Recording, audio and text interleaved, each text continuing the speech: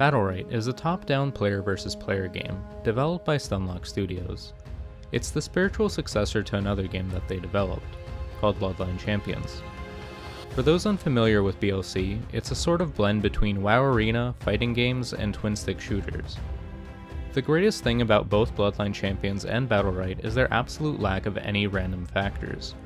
All abilities deal a specific amount of damage, and just about everything is a skill shot. The objective of the game is to wipe out your opponents in a 2v2 or 3v3 format. A round ends when all players of one team have been taken out, and each match is a first to 3. Currently, the game is in early access, and there are 15 characters to choose from. Those that have played Bloodline Champions will recognize most of these, as many are ports, though with some alterations. Each character now has a name, instead of just a title. For example, Bloodline Champion's Spearmaster is now Shifu, and Alchemist is Lucy. Also, every character is now voiced. Each champion has a total of 9 abilities. As I mentioned earlier, the grand majority of these are skill shots, meaning that they must be manually aimed.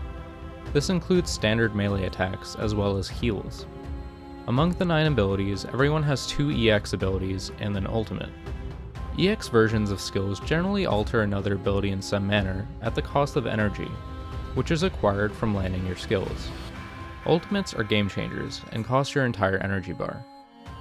Around the arena, there are both health and energy orbs that respawn on a fixed timer. In the center is a large orb that restores both health and energy for whichever team destroys it. Naturally, these orbs have a high value, so controlling them is a central mechanic. During the start of every round, each player chooses one of 3 Battlerites, which are essentially talents.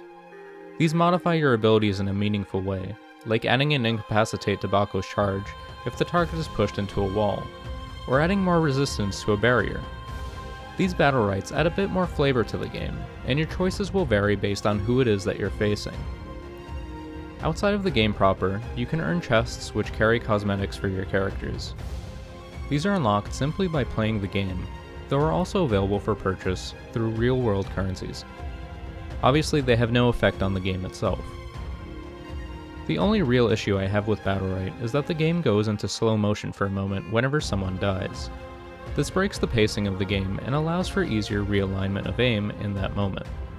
I can't really think of any reason for this feature to be present. Bloodline Champions was quite possibly one of the greatest competitive games that I've ever played. It's great to see the developers create a new experience in the same vein, with a fresh start. The game is currently in early access, with a $20 buy-in, which will grant you all of the playable characters that are currently available, as well as all those that will be released in the future. They plan to fully release it in early 2017, and it will use a free-to-play model. If you're a fan of any sort of competitive gaming, then Battlerite is honestly quite perfect.